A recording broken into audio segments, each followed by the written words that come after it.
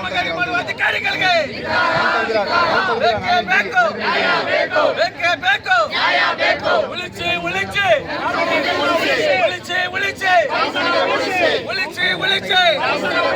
ಚಾಮುಂಡಿ ಬೆಟ್ಟ ರಕ್ಷಣೆ, ಚಾಮುಂಡಿ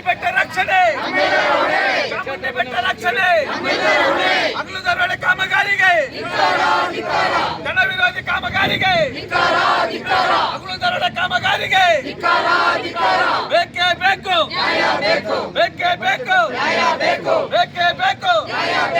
ಎಲ್ಲಿ ತನಕ ಹೋರಾಟ,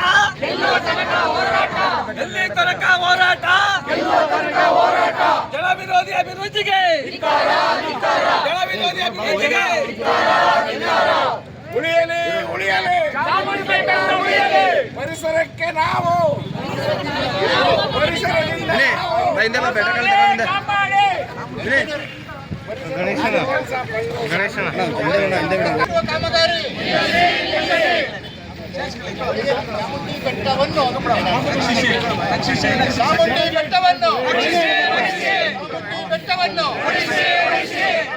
ಬೆಟ್ಟವನ್ನು